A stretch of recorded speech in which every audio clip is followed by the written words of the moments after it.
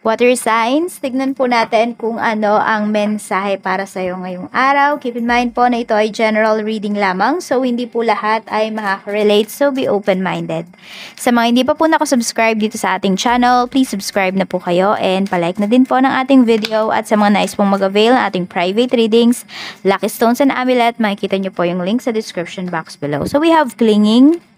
Okay, so meron ba kayo ditong mga parang pinanghahawakan pa from past? Meron bang mga tao dito na nangako sa inyo, water signs, na still parang yung inaasahan nyo pa rin natutupad yung tao na to? Ayan, tignan natin. We have trap. Okay, so alam nyo, parang trinap lang kayo nung tao na yon. Nangako yun sa'yo, pero wala talaga siyang balak to pa rin. So, pakawalan mo na yung sarili mo dun sa mga pangako niya na napako. Kahit ano man po yung relationship mo with this person, it doesn't matter. Hindi lang siya regarding about sa love, okay? So, we have time. Parang inubos lang nung taong to kasi yung oras mo. So, siguro wag kayong maging masyadong, parang available sa mga tao sa paligid ninyo always.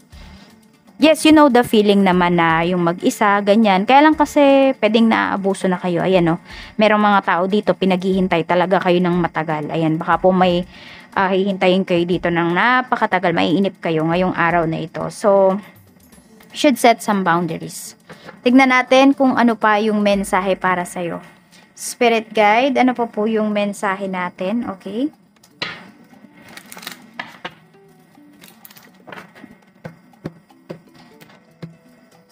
Meron tayo ditong a blessing for a fresh start. Ayun nga, simulan mo na talagang mag-let go. Simulan mo na talaga na wag asahan yung sinasabi sa'yo nung tao na yun. Kasi kaya mo naman sa sarili mo. Ayan kaya mo. Diba? Kailangan mo lang talaga maging courageous dito. Tignan natin. Ano pa yung mensahe para sa'yo? Meron tayo ditong a blessing from your ancestors. Okay? A blessing on your family. So, make time na lang for your family. Okay? Yun yung parang pagtuunan mo ng pansin ngayon. Diyan ka mag-focus sa family mo. Magbigay ka ng oras sa iyong pamilya. Nilalayo ka ng mga ancestors mo sa mga tao talaga na hindi makakabuti sa'yo. Some of them, in a hard way, nila yan ginagawa. Tignan natin kung ano pa yung mensahe para sa'yo. Spirit guide, mensahe pa po natin kay water signs, Cancer, Pisces, Scorpio, Sun, Moon, Rising, and Venus. The passion is too much. Okay. So, masyado ka nang nagbibigay talaga ng oras dito. Ayan po. So, okay naman sana kung meron ka talagang nabe-benefit din at the same time. Pero kung kunwari yung taong kadil mo lang yung nagbe-benefit ng lahat, mali na yun. So, tignan natin kung ano pa yung mensahe para sa'yo pagdating sa trabaho. Spirit guide, pagdating po sa trabaho, kamusta naman po si water signs, Cancer, Pisces, and Scorpio? Tignan natin. So, wag kayo dito daw sobra-sobra, sabi ni Universe. Magmahal, magbigay ng atensyon. Enough lang dapat.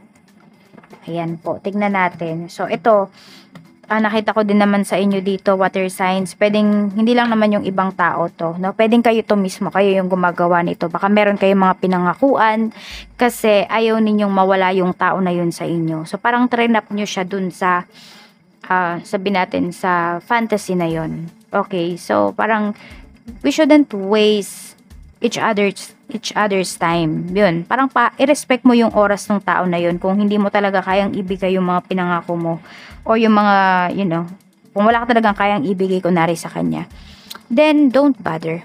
Diba? Huwag mo siyang kausapin yung tao na yan. Parang hayaan mo siyang mag-grow. Kasi meron dito, parang held captive by you. Tignan natin. So, ganito, kunwari lang sa relationship, hindi mo naman talaga seseryosohin yung tao. Diba? Or hindi mo naman talaga siya balak sagutin. So, why ine-entertain mo pa siya? So, diba? Sinasayang nyo yung oras ng isa't isa. Tignan natin, pagdating sa trabaho, we have palm tree and karmic relationship. So, may mga stress talaga kayong mararanasan dito pagdating sa trabaho. Parang nakikita ko sa'yo dito. Meron ka lang lesson talaga na kailangang matutunan dito sa trabaho mo. Hindi ko nakikita na yung iba sa inyo, water signs, ay aalis kayo dito sa trabaho. Okay, magstay kayo dito. Yun nga lang kasi, medyo madami kayong lessons. Parang bugbog kayo sa lessons dito. Ngayong araw. So, baka may magbubunga nga sa inyo dyan pagdating sa trabaho. Kaya naman paulit-ulit yung ginagawa ninyo. Tignan natin kung ano pa yung mensahe para sa'yo pagdating naman sa negosyo. Okay, pagdating sa negosyo, we have a girl with a snake. And meron tayo ditong soulmates. Ayan. So, meron naman dito, ayan, kasi sobrang bait mo, parang aabusuhin ka naman talaga dito. So, you should know your boundaries. Okay? Parang, ano ba, yung tao ba na to, may nabe-benefit pa ba ako sa kanya? Parang siya na lang lagi yung may nabe-benefit sa akin. You ask yourself. Diba?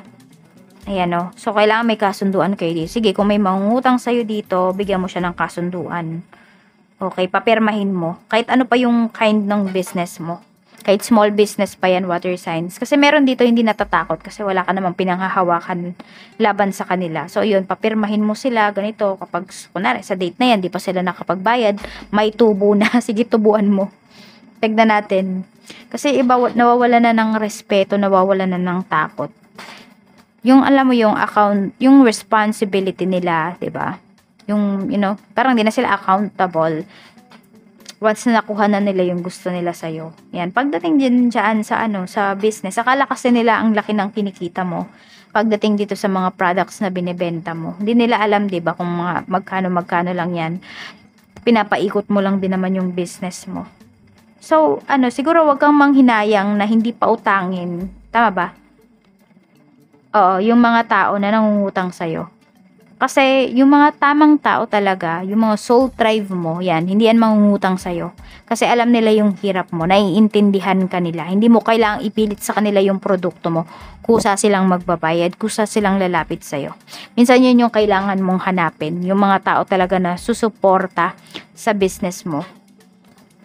Meron tayo ditong the golden mirror and engagement ring. Pagdating naman ito sa usapang pera. So, meron dito, pwedeng water signs. Di ko alam kung kayo lang ba yung nagtatrabaho sa bahay. So, sagot nyo lahat. So, parang meron kayong sinisermonan dito. Lagi niyang sinasabi, okay, sige, naghahanap na ako ng trabaho, ganito, ganyan. So, ang nangyayari dito, parang ganun na lang lagi. Paulit-ulit yung sinasabi. So, hindi talaga, alam mo yun, walang sense of responsibility yung mga kasamahan mo sa bahay. Parang ganun kasi yung lumalabas dito. Siguro bigyan mo sila ng task. Ayan po. Kasi may mga umaabuso na talaga sa'yo dito. Ayan. I mean, may mga tao ka ditong kasama sa bahay na kaya naman nilang magtrabaho. Why not di sila magtrabaho? Bakit sagot mo lahat? So, huwag ka masyadong maging mabait. Water signs. Okay? So, meron nga dito. Meron naman ako nakikita dito. Parang lagi kang niraragaluhan. Ganyan. Tapos, pag nag-aaway kayo, binabawi niya. Parang pinapabayaran niya sa'yo. So, toxic yung tao na to, no? Kaya, siguro next time, huwag ka na lang tumanggap ng regalo coming from them. Kasi, nako, mahirap kasi na yung tinatanggap mong regalo, pagkain, galing sa isang tao, ay naku, mayroon palang sama ng loob sa'yo. Kaya mag-iingat ka din, okay? Tignan natin ano pa yung mensahe. Pagdating sa love life, ayan pala, we have paradise. Ito yung main energy. Pagdating sa mga single, we have ascending. Okay, sa mga single natin dito na water signs, ay pwede po na naghahanda kayo. So, may naghahanda dito for a date. Meron naman dito is pinaghahandaan nyo talaga. Pag, alam mo yung parang pag ready na kayo na pumasok sa isang relationship, tsaka lang talaga kayo papasok sa relasyon. Ayan, kapag kayo ay masaya na, yung tipong, naka-move forward na kayo from your ex, ganyan. Or wala na kayo masyadong mga issues sa buhay, you know? Tsaka lang kayo papasok sa relasyon pag stable na kayo. Yan yung gusto ng karamihan sa inyo. Tignan natin, para naman sa mga in a relationship, we have the chaser. Ayan, sino bang laging naghahabol dito? Ikaw ba or yung person mo? So, meron kasi dito natatakot na maiwan. Okay, meron na nga siyang trust issues, meron pa siyang fear of abandonment issue. So, nagkapatong-patong na tong problem ng person mo. Siguro trauma to from, from past niya, or from childhood niya. Ayan. Meron ako nakita dito, pleaser din siya. Hindi lang siya chaser, pleaser din yung tao na to. So, is this you or is this your person? Tignan natin. So, parang ano lang, alam mo, nakadepende sa'yo yung saya niya. Ganon. Or, ikaw ba, dumedepende ka ba sa kanya? Yung pagiging masaya mo, dinedepende mo lang ba sa person mo? Parang ganon yung nakikita ko dito. Oo. Tignan po natin pagdating naman sa, meron ako nakikita dito, merong suicidal thoughts. Could be you, could be your person. Parang, sige, pag kunwari nagbabanta, no? Sige, pag iniwan mo ako, ganito, ganyan, ganyan. Nako. Kaya ito, the passion is too much. Masyado mong minahal yung taong to. Masyado kang dumepende sa kanya. Kaya dapat kahit na meron tayong karelasyon, merong taong mga nandyan sa paligid natin na, ready sumuporta sa atin, dapat marunong pa rin tayong tumayo sa sarili nating mga paa. We have cassette para naman ito sa mga mag-asawa. Ayan, so ang nakikita ko lang dito, pwedeng magkalayo kayo ngayon, pwede po na parang physically separated yung iba sa inyo. So, ang inaalala nyo dito is yung mga happy times ninyo ng asawa mo. Ayan, parang alam mo yun, binabalikan nyo na lang muna kung ano ba yung mga hindi nyo magawa ngayon kasi nga pwedeng magkalayo kayo. Not emotionally ha, kung hindi physically lamang. So, ayun, kaya parang sobrang miss nyo na yung isa't isa, pero kailangan mo na is mag-sacrifice para sa family. So, we have number 15, 16, and 34. Yan po yung lucky numbers mo, water signs. Maraming salamat po and mag-iingat po kayo always. Bye!